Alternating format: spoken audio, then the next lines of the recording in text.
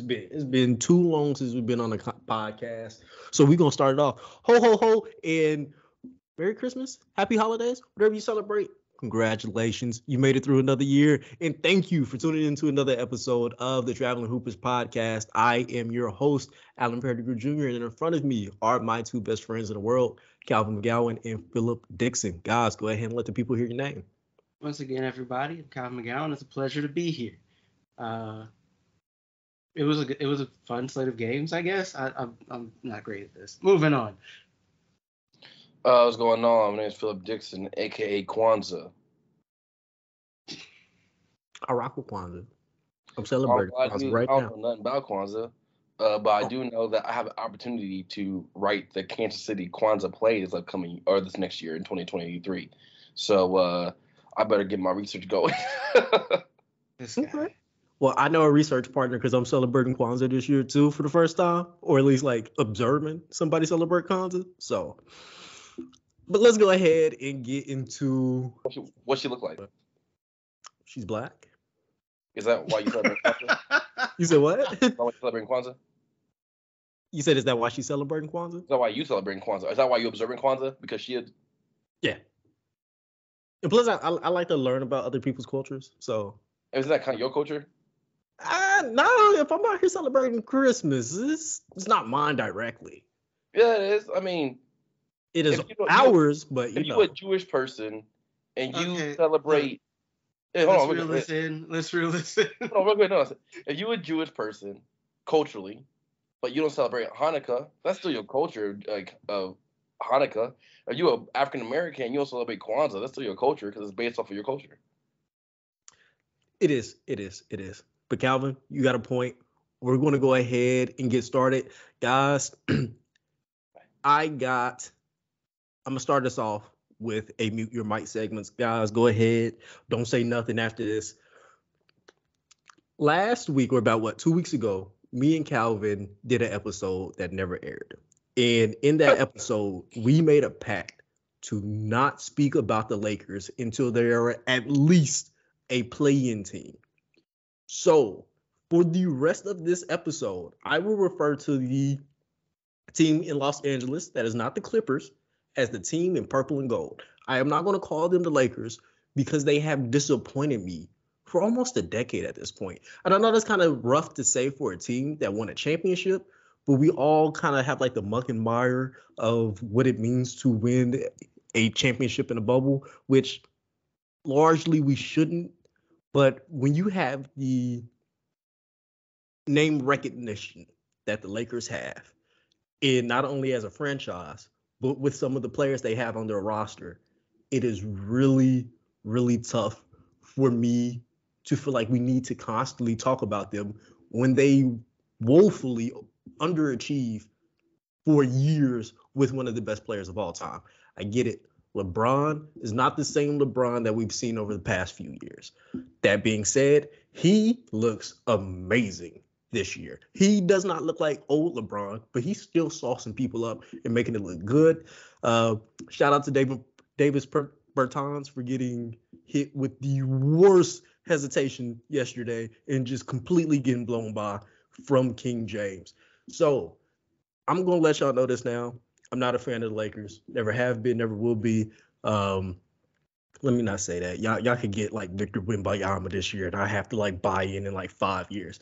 But I am not going to talk about the Lakers. Me personally, like you guys can. I'm probably going to tune out or just turn my back and just be completely disrespectful because I don't want my bad. That team in purple and gold, I don't want them to besmirch my good faith in what this league should be. It's not good basketball. They're not really entertaining. It's a lot of bad things happening at the same exact time. And because they were one of the teams that played on Christmas, we got to talk about it. I'm just not going to refer to them as the team that we talk about. So let's go ahead and get into the Lakers in Dallas game. Wait, real quick, because firstly, you just said their name, but I'll bypass that real quick. But secondly, Freudian slip. let me do my muted moment. Okay, go ahead, get into it. I got one. Here we go. Christmas Day games should not be solidified at the beginning of the season. Period. I don't think it makes any sense that this year Golden State is playing on Christmas. I don't think it makes any sense this year that the gold and purple, I'll try to help you out, Alan, are playing on Christmas. There are certain teams that don't deserve to play on Christmas, even though they were good the year prior. It doesn't make any sense. Injuries happen, trades happen, people just falling off because of age and other various things happen. Christmas Day is one of the most important days of the NBA season. With that being said, that day should be adjustable the closer you get to the season. Maybe Thanksgiving, once you have an adequate understanding of who's going to be good that season, or who is being good that season, I should say. For example, just one example. I can go for many, but I'm going to give one example. There is no way the Pelicans should not have been playing on Christmas Day this year. If the purple and gold are going to play, if the Golden State Warriors are going to play, that doesn't make any sense. Sure, that games are close. Sure, games may be close depending on who's playing who on Christmas Day, but I don't think that necessarily matters. I think the leading up of that season to that point should matter to who plays on Christmas Day. I understand that it also falls into the market. Big time markets you think are going to be, adequate. Markets are going to be adequate when it comes to, the size and the amount of views that comes to watching on Christmas. But that shouldn't matter as much as we think, because at the end of the day, it is Christmas. Everybody's at home. Everybody's going to be watching the games because the NBA has established itself in a way to where everybody just watches NBA games on Christmas no matter who plays. I don't care if you're in Oklahoma City. I don't care if you're in one of the bigger markets like New York City. Also, the Knicks should not be playing, all right? I understand that they're fine, but they're not great. I can make an argument that the Dallas Mavericks shouldn't even be playing. One game over 500. One game over 500. Sure, the Luka show, I don't care about that. It should be a team thing, not an individual thing. LeBron James played all those seasons on Christmas because he was playing on winning teams. Now, he's just playing at that part. His teams are just playing at this point because he is LeBron James. Cut that out. I don't care if he has a good game that day. I don't care if he's motivated that day. Games should be adjustable on Christmas Day up until approximately maybe Thanksgiving, because we're missing out on a lot of good basketball just because of a legacy aspect or because of what teams have done this season before. Once again, there is no way the Pelicans should not have played yesterday on Christmas, and you can give an example for maybe two other teams that should have been able to play on Christmas instead of some of these bum teams that were good last year, but they garbage this year. That is my time. Cough, cough, Portland. But that is besides the point. Let's go ahead and get into the games that we watched. I'm going to be real with y'all. I thought this slate of games was like one of the worst that I've had as like an NBA fan. Like we're starting off with 76ers in the Knicks.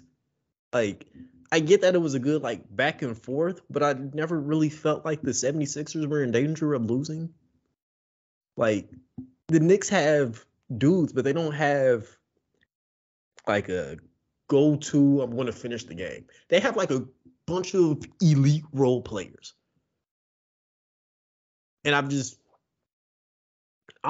I'm blown by like everything that happened. It was so many like bad lead changes in those first two games. Like I just don't care to watch a team where Julius Randle's a top 3 player on the team. I mean, I'm gonna keep it real with you. Julius Randle has shown throughout his career that he can't be your top 2 player and take you anywhere of significance. Yeah. Sure, you get the playoffs, but I said of significance. I mean, if you're the Knicks, that is significant. But on Christmas Day, I don't care about a team's personal significance. I care about the significance of franchises overall and like the NBA hierarchy overall, right? But I personally, and I know this is a biased take, I don't care to watch Julius Randle. I don't like the way Julius Randle plays basketball, right? He is. I mentioned this before in a podcast. He is a poor man's version of Zion, right? He does what Zion does, but way worse. He especially early on. Randle has a jump shot now. Still not great, but he takes a jump shot. But Zion don't need to take jump shots because he gets to the rim as well, right? Julius Randle is just not that guy. And I don't think the Knicks play great basketball, especially this year. But, you know, the game yesterday was fine. Like, it was just fine. You know what I mean? But Joel Embiid was the saving grace of that game. Like getting to watch Joel Embiid just do Joel Embiid things made the game almost watchable, but like only half the game. Like I appreciate what Embiid does on the defensive end. He didn't need it against the Knicks. They beat themselves consistently. I mean, Joel Embiid is the saving grace of any team who's ever going to be on for his life, right? Firstly, I didn't know the 76ers name was after 1776 until yesterday, but it's fine. I didn't know their name was made after 1776 until yesterday. I didn't connect those dots for that for some reason. I just never did. So I found that very interesting. But also, the 76ers are good, ish, but something's off. I don't know what it is. Now, that Woj bomb yesterday was crazy because of, James Harden wanting to go back to the Rockets and stuff like that. Like, unnecessary. James Harden kind of addressed it after the game. But the 76ers don't look like a championship team. They look like an Eastern Conference Finals team. But when you watch them and then you watch the Celtics, you see a difference. And I'm not quite sure I can put my finger on it, but I think it has to do with, Boston's guard play offensively. Boston's guard play in terms of two-way players in comparison to the 76ers, who are just offensively minded, a.k.a. James Harden, the way he's always been, right? But that isn't a thing of success. But they also need to run everything more through Embiid than they already have, right? Like, they're running some things through him, but when James Harden's on the floor, it's, James Harden, ball in his hand, pick and roll, ball in his hand. Sometimes he's a play off the ball, I think, and be able to contribute in that way. But, once again, they just don't seem like a championship team, but they seem like a deep playoff team. Yeah. I think they have a bit of the same issue that the Knicks do, except like at a much higher level. You have one player that is all world, like a literal MVP candidate. And then you have some other dudes who are just really good. I don't know where to place James Harden anymore in like guard rankings. I'm just not sure. Like he's productive, but it looks weird. And I really like Tyrese Maxey. He's a starter on most teams in the NBA. So, I mean, he's nice. He's super nice, but it's like unless you're going to give him the ball more and like really let him work and let those other guys kind of figure out how to just kind of be around him and be like his safety relief valve. No. And then you take the ball out of the hands of like less touches for Harden, of course. But that means not significantly, but it also means less touches for Embiid, which why would you want to do that? Harden also had 18 assists a couple of games ago. So, like, I can understand people going, you don't need to take the ball out of his hands. I can understand people saying that, but He's averaging 21 and 11. yeah. You know what I mean? Like, I 6 see rebounds, both, 11 assists. I see both arguments, but to me personally, take the ball out of his hands a bit more to make the team more versatile. Yeah. And it's the taking the ball out of his hands almost just means more motion for the rest of the offense. Like instead of dudes like standing around, it's not like they have great catch and shoot guys. Like if Matisse Thybulle is still like in your top 7-8 rotation, you can't do that. Like you have a designated non-shooter. Like it's I don't know what's going on over there. I don't pay attention to the East. Keep that on that Upper East side. Like Upper East side, crazy. It's just we got to move on because I don't have anything else to say but question mark for both teams. Okay. Yeah. Now we got to talk about the Dallas Mavericks. I'm focused on the Mavericks. I do not care. Did y'all watch Luka Doncic cook Russell Westbrook for like 5 straight possessions? Yes. It was the funniest thing. I felt so torn. I love Luka. I made a tweet. I don't think it'd be funny to you. I'm about to say, I don't think it'd be funny to you. Look, so I was torn. I thought it was hilarious because Luka kind of does that to everybody, but seeing it happen to a former MVP and a dude like Westbrook, like it just looks really bad. It exposes the fact that Westbrook doesn't really play defense or can't play defense for some strange reason. And then on the flip side, Westbrook's been one of my favorite players my entire life. Like I can't like be okay with him getting cooked out here. Like and him not being able to get his get back like he's been able to. Because he's been cooked before, but he can go get you like a 30-point triple-double. He can't do that with the Lakers. And also at this point in his career, you don't want him to. That means you relied on him way too much. And it kind of it makes you a playoff team. It just doesn't make you a good playoff team. Listen. I don't care. I mean, I wish I had more like input to give. I don't care for a couple of different reasons though. One, Lakers are trash. LeBron James is really good still, but he's not the LeBron James of old to where he can like, single-handedly do these things by himself anymore because he tires out by the fourth quarter. And it's obvious because it happens almost every single game. Anthony Davis is a toothpick. He got hurt midair, which was the craziest video I've ever seen in my life. I'm not laughing at him. I'm laughing with him in solidarity. Westbrook is a player that depended so much on athleticism but didn't develop skill-wise that his downfall is just drastic and it's kind of wild to witness. So the Lakers at all, I don't care about them because they're boo-boo. Shout out to LeBron James. I guess you can only care about him passing to Kareem, but like, I don't gotta watch you until that game. So whatever.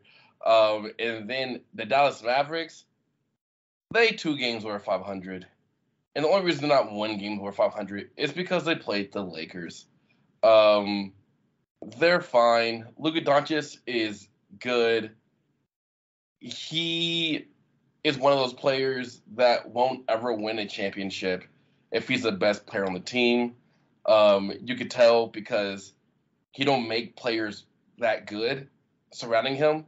I mean, he makes like they do what they gotta do, but he don't make good players great.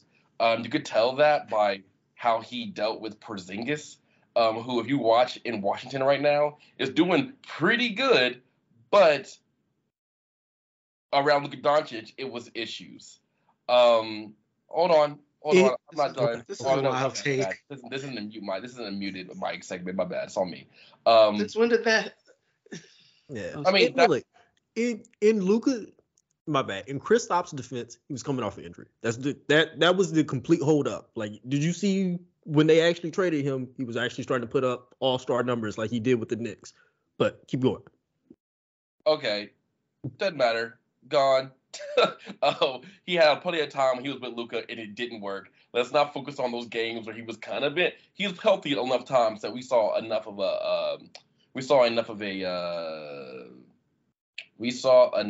of a sample size. But also, I can just tell by the way he plays, because one, not a two-way player. He is James Harden in a different body, right? He is James Harden in a different body. And what's James Harden's knock been? He can't be the best player on the team and win a championship.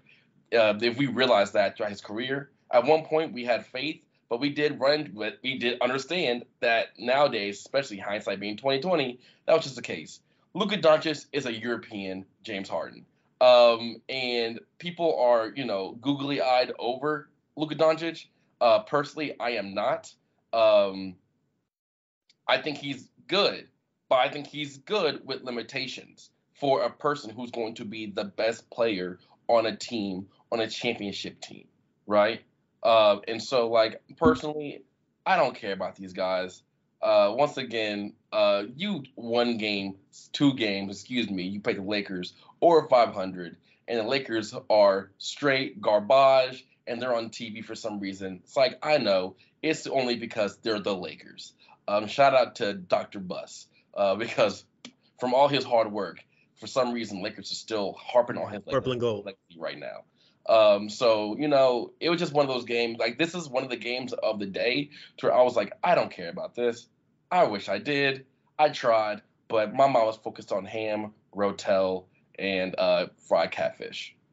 I'm not mad at you. Look, these are my 2 biggest takeaways from this game.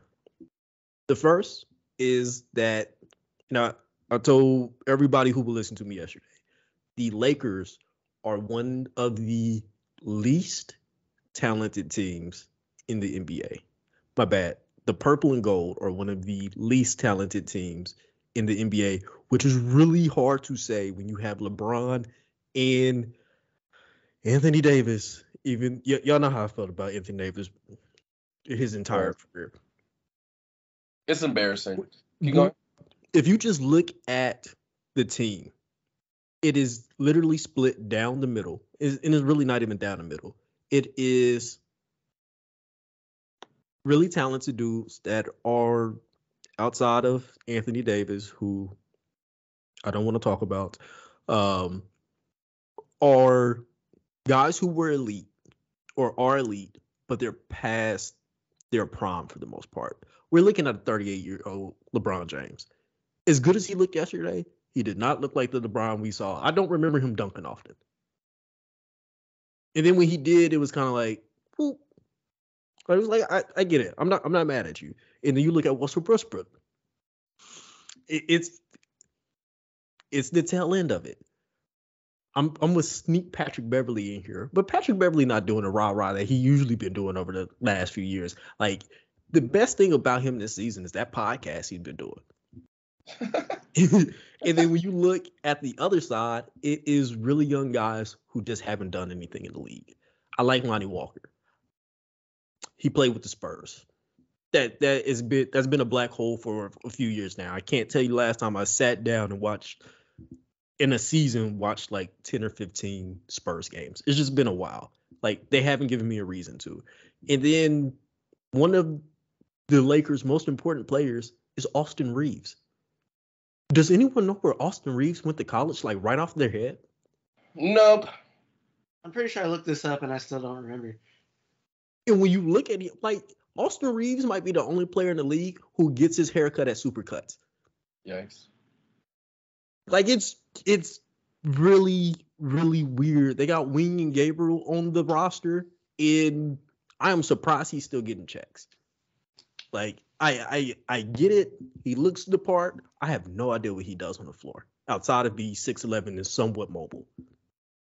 Like I don't even know if they passed him the ball yesterday. Like the purple and gold is garbage. I'm sorry that I made you guys wait this much time talking about that imaginary team. Listen, I'm with you. I don't want to talk about them dudes. They dookie. Like, there is no if, ands, or buts about it. Like, literally, like, I don't even understand. Hey, like, let's redeem our time and keep it pushing. You're right. You're right. My bad. You good, man. I'm about to get into how bad they are, but they ain't worth the time. Keep going. It's not. It's literally making my stomach hurt. And Tums. And what may be the best game of the day? I do not understand why they played at the. It's probably like the biggest time slot. But again, the Bucks and the Celtics was probably the best game I watched. Until the very end, but yeah. Yeah. If you like the Suns and Nuggets, Grizzlies, Warriors, okay, maybe not the Suns and Nuggets. That was actually really fun at the end. But there were so many collapses on Christmas Day at the tail end that I didn't care. You're right. That they started to like run away. Right. I love Jaylen Brown, bro. I know I've been saying this for the past 2 seasons. That man is special.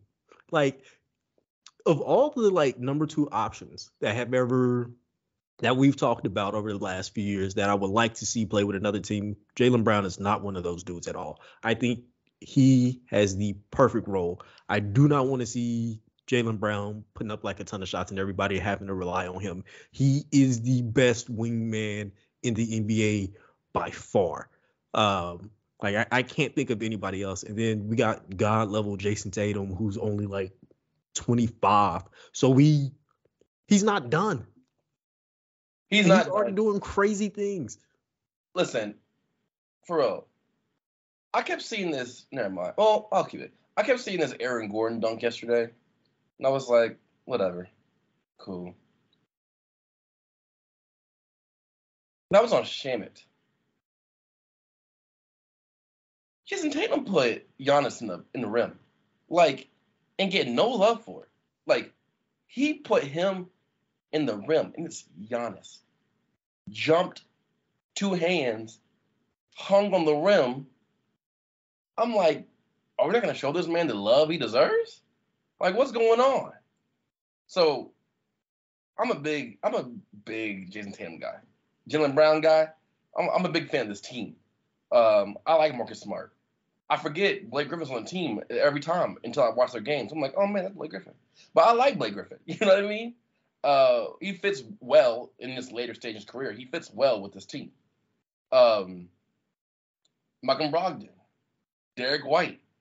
They got a lot of players that just know what to do.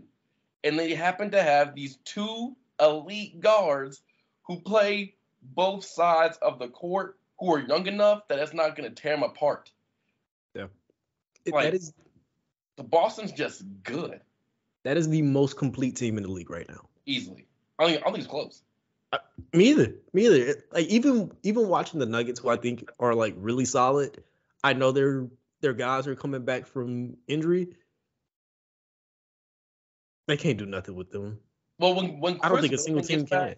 When Chris Middleton gets back, then you have a conversation about who's the most complete team.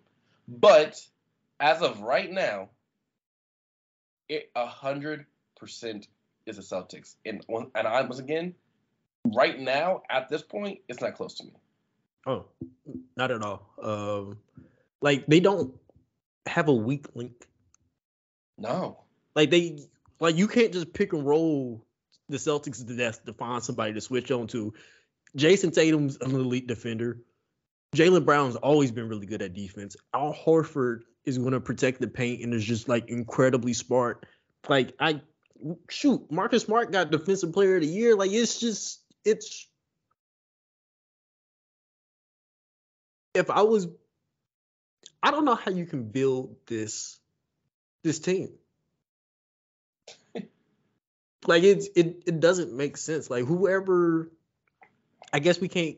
Can we give Danny Ainge, or do we gotta? No, it's Danny Ainge. Was A lot Danny of it was Ainge Ainge. along with? Yeah, It's we gotta Ainge, get. but the Malcolm Brogdon trade was not him. So, But that's just like one piece. but it's Like big. this is. In the playoffs, from what we saw last year, and Marcus Smart having to handle balls much, like this, it's a big piece. That's gonna play give dividends during the playoffs. That people are gonna kind of realize how big a piece it really was. Yeah, it's their front office has done an incredible job. I appreciate what the Celtics have done as far as like building a culture, staying through with these two dudes. I know the media always talked about trade rumors, but you never really heard that from Boston. Boston was like, no, these are our guys. Why would we do that? And it's just paid off. I love what they got going on.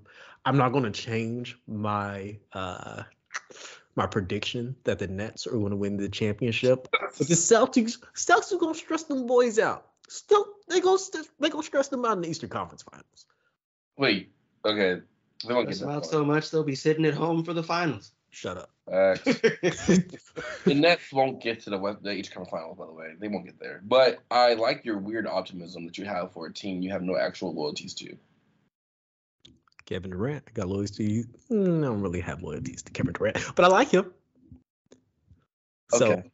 that's all I need. There's just that. need a roof for my mans. Oh, man. I don't really have anything to say about the Bucks. Like this is a team that is not at its full strength. Quiet night for a former MVP who had 27 and 11. Tripping. Yeah, Crazy. I guess we can talk about how they ran away at the end, but it's the end of the game. Who cares? Drew Holiday. When did he become really good at offense? He never became really good. He has always been solid. I wouldn't. He has really good games, but he's a really solid offensive player. But you can't. Well, okay, you can't get it misconstrued that really good games turn into he's a really good offensive player. You're right. But his shot making has got significantly better than it was last season.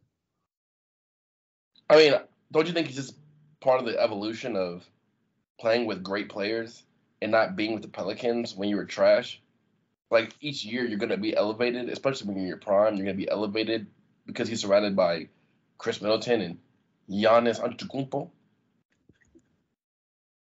I can't say that because the shots he's making are like really difficult. I'm talking about like Jason Tatum, hand in his face, he's behind the backboard, he still hit the shot.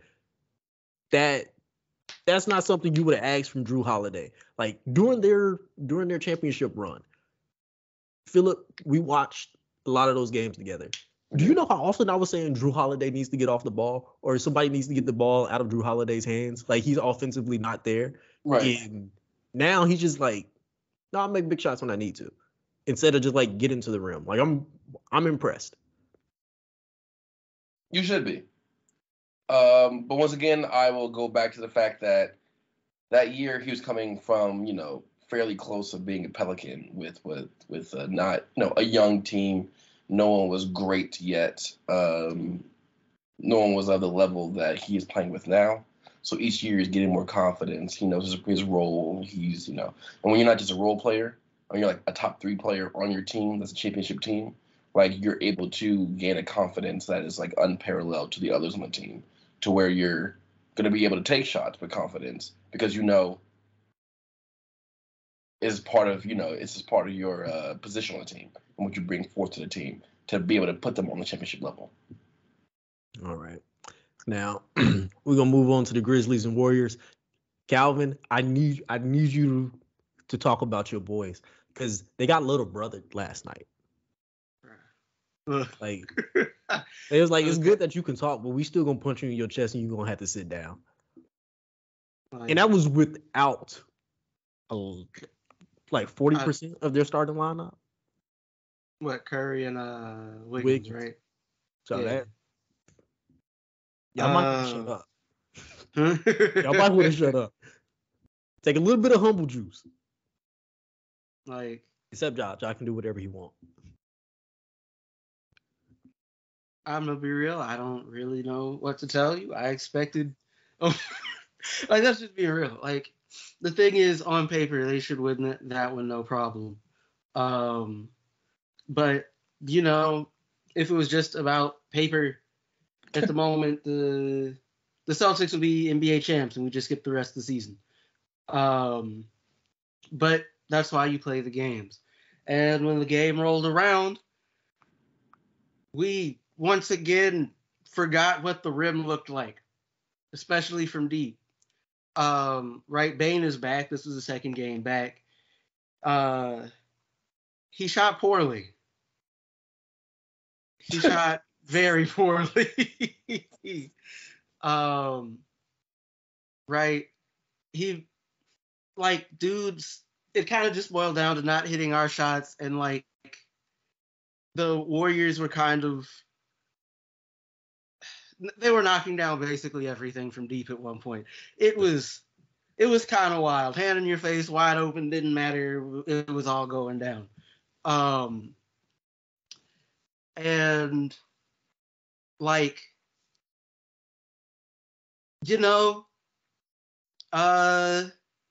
they heard Dylan Brooks talking shit. And I hope he's learned his lesson, which is that he should win the game next time. You ain't talking that much and not won nothing. That's crazy.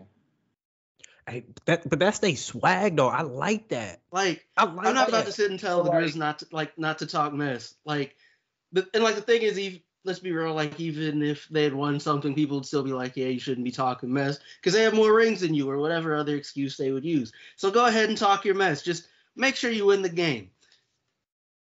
That's true. Well, I'll be honest with you. The most interesting stuff about the Grizzlies to me recently is their entrances down the hallway. Like I find that very entertaining. Of them entering the arena. But in terms of the gameplay, hot take. I don't love Ja Morant's game. That is a take. I don't love Ja Morant's game. And I'm just now finally starting to be able to articulate why. Okay. What you got? Well, I'm fighting every urge to mute your mic, bro. Mute my mic. Why? No, I want to hear this. I'm curious. Me too, but I just don't love his game. I mean, he is very exciting. There is no doubt about that, right? He's a very exciting player, a very explosive player, things of that nature. But then I kind of find him in the category, and this is just a me thing, obviously. I find him in a very similar category to Luka Doncic. In the way I talk about Luka Doncic being like the best player on this team, and like how and elevating other players, and just a really good player on like a good team, but not a really good player or the best player on a championship team. I kind of indicate that towards the way Ja Morant plays as well. But also I also have PTSD from really athletic point guard just not panning out the greatest because of the leaning in they tend to do on their athleticism. Yeah. Now, I understand that once every month, once every 2 months, we'll get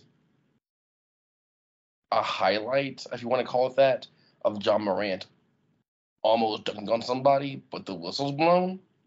I don't really care about these highlights, but a lot of people do. And I understand the excitement that comes from that.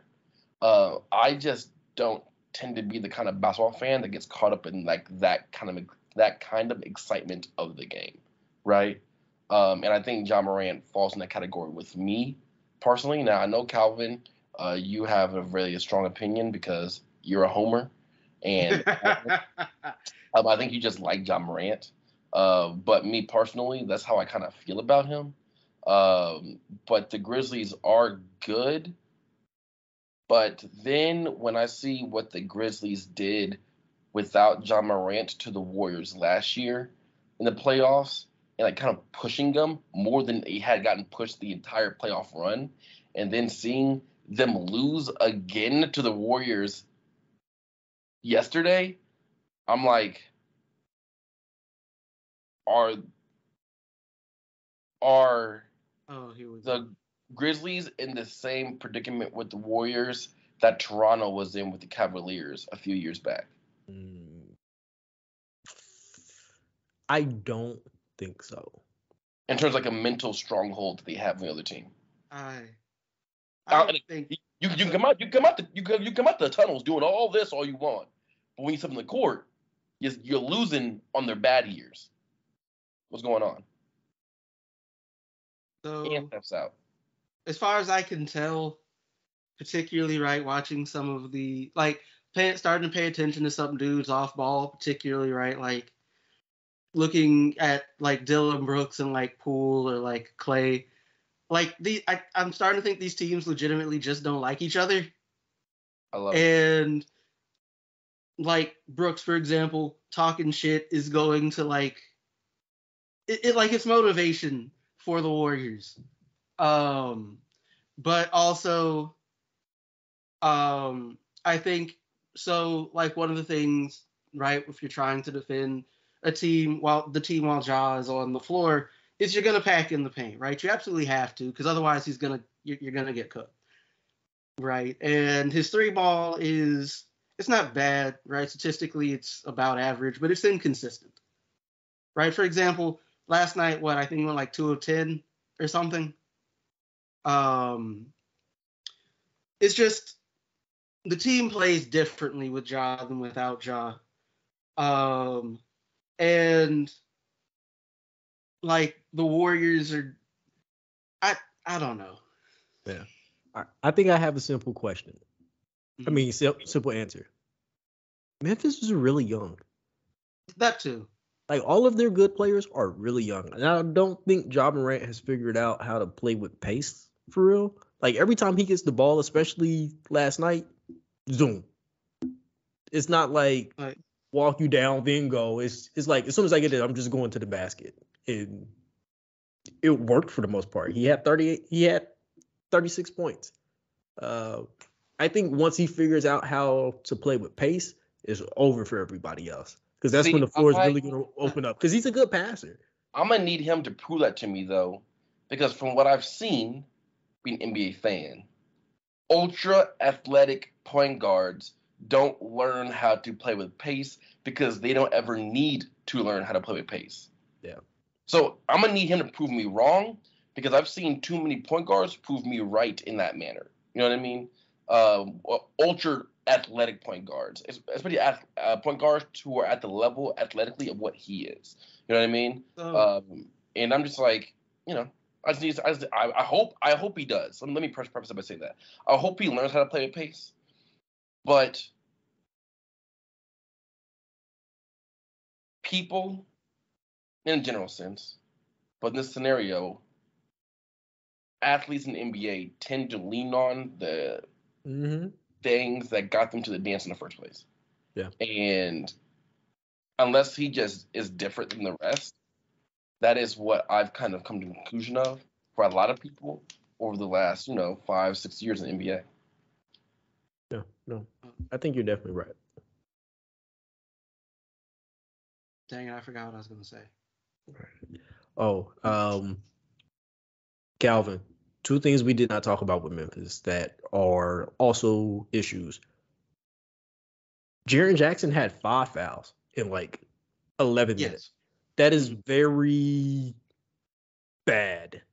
That's the easiest way I can describe it. And that's always been an issue for him. When is it not going to be an issue for him? He's on year 5? So he's been better this year, right? But there have been games like tonight. There was some other game that I was watching a couple days ago. I don't remember which one, where it was also a bit of an issue. As far as like like he's gotten better about it, but it's still not really good. At least it's not consistently good. Yeah. I'm not gonna sit and act like I know exactly what to do with that because I am not his coach, and like I just kind of don't. Yeah.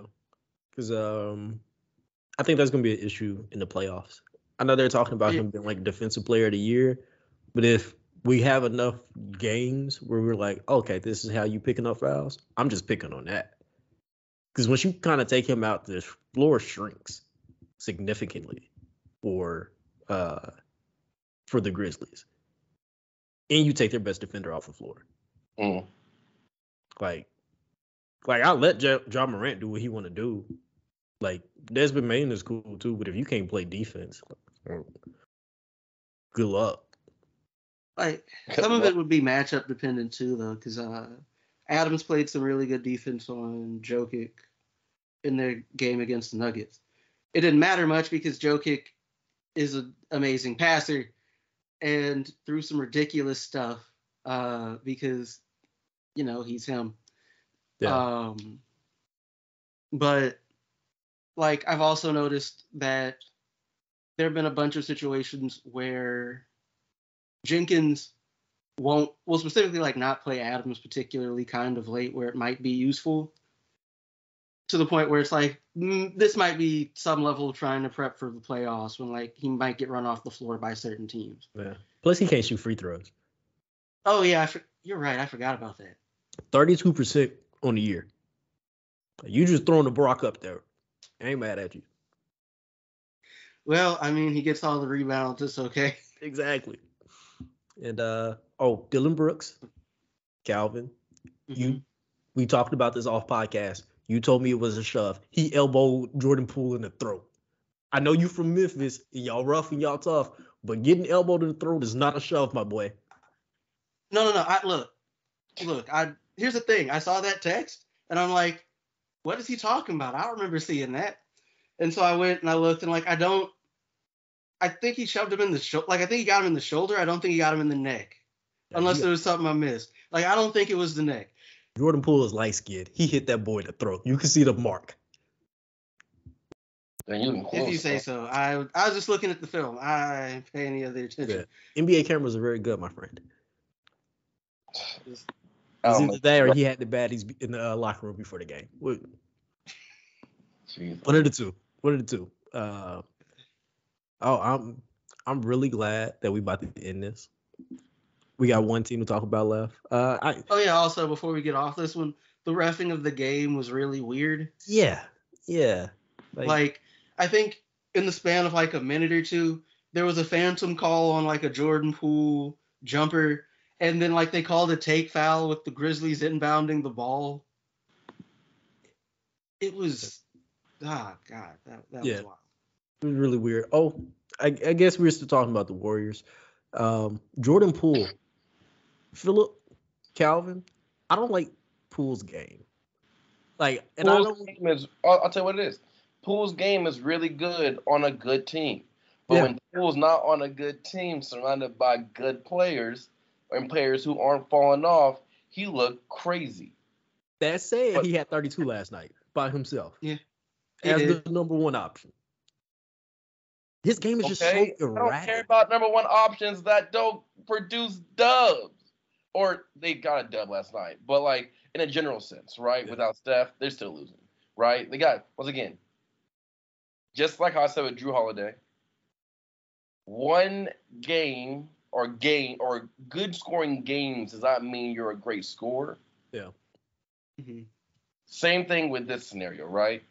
Just because you win one game out of a couple or you win one game out of a few games where you went off doesn't mean that you are a good player on a winning team. You know what I mean? Jordan Poole is just, he not Steph, he not Clay in his prime. Yeah. He is Jordan Poole on a team that has the benefit of having other great shooters on it. Yeah. And he moves so hectic.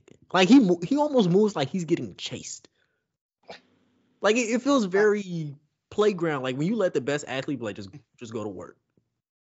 Like that's what his game looks like to me. Like I don't know if they be running offense when he has the ball. I think that's just how he moves. But the movement skill is incredible. It's mind-boggling to watch because I'm like, you did all of that and you got open, but it was like, did it take that? And he doesn't. He wastes movement, but he does not waste time. So like everything is really quick. At least this is just speaking to the game last night because I haven't really been watching Warriors games, right? Like particularly when Brooks was on him, right? He kind of had to do a lot to get free because Brooks was pretty, in general, most of the time he got loose from Brooks. It like there was a moving pick waiting for Brooks. So like I can't speak to in general, but like in that case, like he probably did need to do all that to get free. But go watch highlights and watch his regular game. Mm-hmm. Every time he catches the ball, it's like 5 really quick dribbles in isolation for almost no reason. Like you've established that you're very quick, jab and go, or 1-2 and go. Like you don't have to you don't gotta put like a crazy combination together for this. Like we know what you can do. But it's his game. It's entertaining. It's fun. I'm just not a super big fan of it at this point. We'll see how the game ages. Because I feel like that's a game that does not age well. And it's not something we have to worry about for like years to come. But I would love to see what his game looks like when he's 30, which is like 7 years from now. So we'll go ahead and close it out with, I think was the most entertaining game, at least because of what happened in the fourth quarter. But again, as far as I'm concerned, that was another collapse that made everything enjoyable though. I do not really care for the Suns this year. A lot of people don't. Yeah, I think everybody's good. They seem so disjointed. Like everybody's playing at a high level. They don't seem like they play together. Shout out to Ishmael Wainwright. Go ahead, get that money, Kansas City boy. I like the energy. But yeah, man, I don't have much to say about the Suns. Does anybody have anything positive to say about the Suns? I mean, I still kind of like Ayton. But nobody seems to like Ayton. I don't. But I don't like the Suns. I mean, I like the Suns 2 years ago. Yeah. But I don't like the Suns now. Right? I don't like the way they're constructed. I don't think there's been big enough of a difference from them in the last 2 years compared to how they are now in terms of changing and shifting and becoming better. Yeah. I just think they're all right now. They have decreased in terms of how good they have been over the last couple of years. Yeah. So I give, if that's the point, let's go ahead and skip to the Nuggets. Oh, Devin Booker was out. Yeah, he's been out. I mean, he was back for this game, but he hurt himself in the first couple minutes of the game. It was kind of weird. Like it was a commercial break and he came back and was like, he's not here anymore. I was like, oh, okay, that was weird. But why didn't y'all tell me to watch more Denver Nuggets games? I mean, I thought you knew what Jokic was. I do because of the MVP stuff. He might be the most entertaining player in the league. Like simply by the way he plays the game, the passing, and the fact that he looks like a shaved polar bear out there still is the funniest thing in the world because nobody can do anything and he doesn't do anything.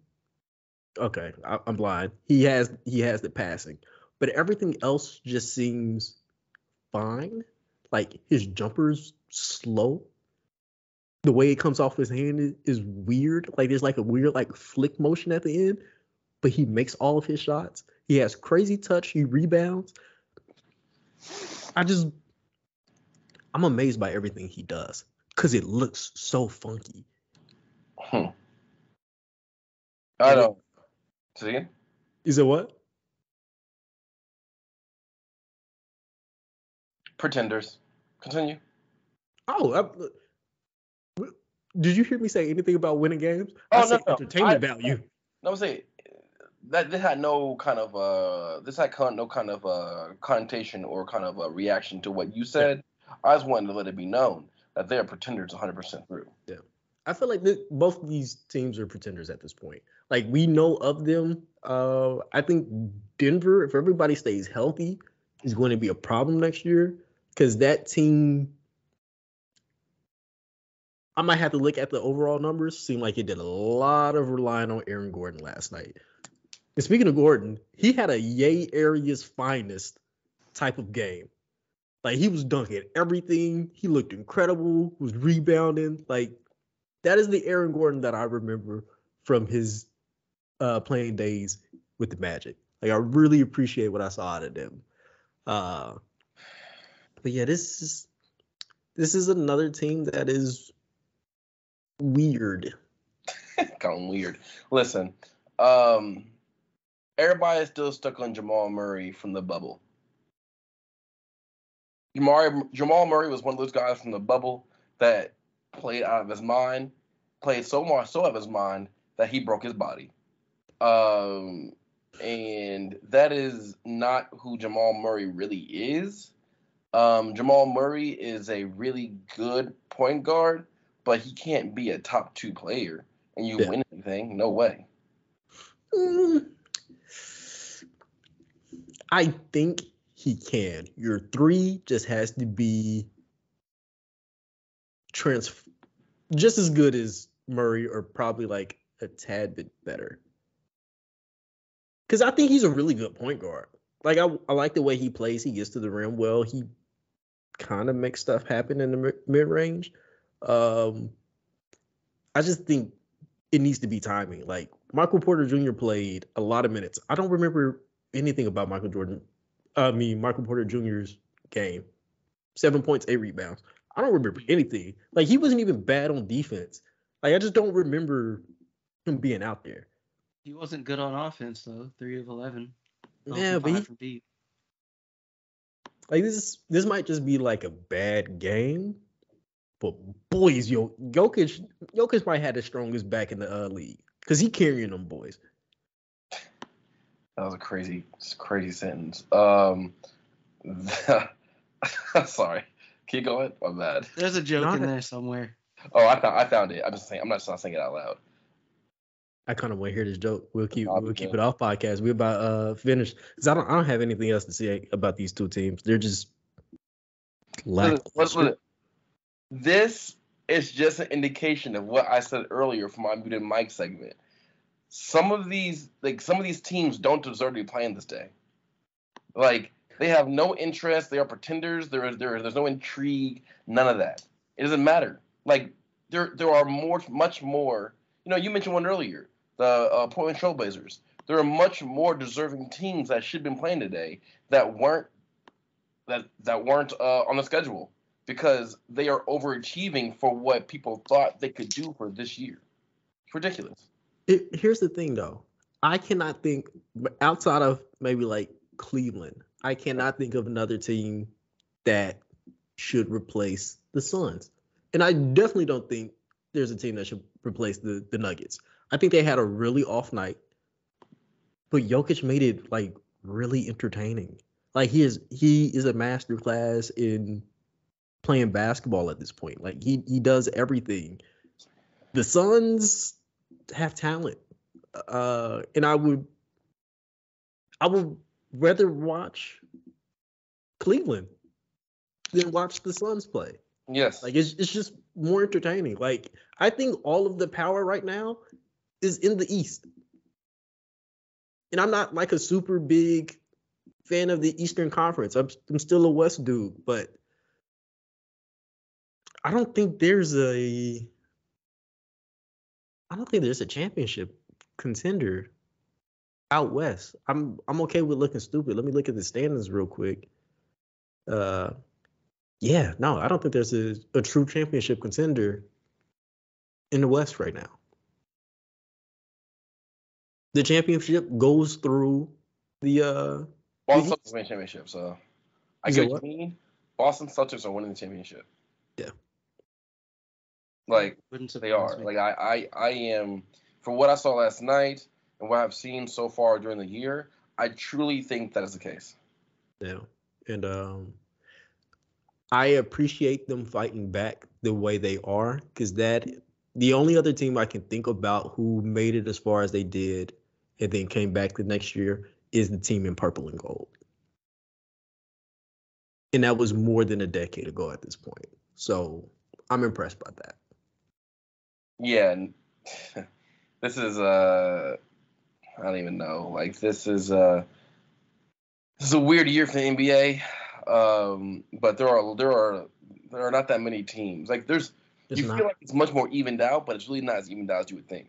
And it's, you can look at the standings and be like, oh, like if they went blow for blow by seeding, the East wins handedly almost every single lineup. Mm-hmm. Nuggets are number one in the West. Celtics are number one in the East. I'm going Celtics. Bucks number two. Pelicans two. I'm going with the Bucks. Grizzlies three. Cavaliers three. That's a little bit of a toss up, but I probably lean Cavaliers. 4 Nets, Suns. Might have to go Suns because I don't know. I don't know. And it's like that top down.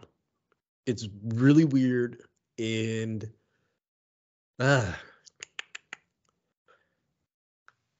just need people to get together on the back half of this season. Like the Clippers been sliding through.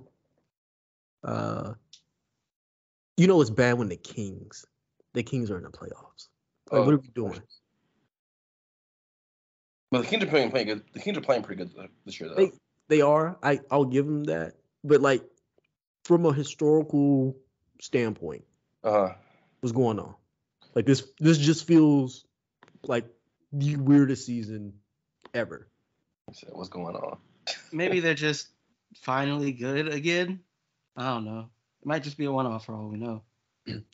For me to say a team is good, you gotta have like 2 or 3 winning seasons back to back. The Kings are the Bulls of last year. You think it's gonna get ugly next year? Next year for them? I think it's not going to be what this is. Yeah. I think it's a flash in the pan. They're not a championship team. Flash in the pan. Next year, they're back to reality, if not already by the end of this year. Yeah. Second half of the season, guys. I think we out of here because we ain't got nothing to talk about. So thank you guys so much for tuning into another episode of the Traveling Hoopers podcast. I have been your host, Alan Pettigrew Jr. And in front of me, my 2 best friends in the world, Philip Dixon and Calvin McGowan, are going to go ahead and sign us out. Once again, I'm Calvin McGowan. It's a pleasure to be here. Thank you for sticking with us to the end. If you're joining us on YouTube, like, share, subscribe, some in the comments. You, of course, can join us, listen to us wherever you listen to your podcasts. I hope, you had a great holiday and enjoy your new year. My name is Philip Dixon, a.k.a. Kwanzaa. And I appreciate you all for being here, allowing us to get into your homes the day after Christmas. And I hope you all had a fantastic one.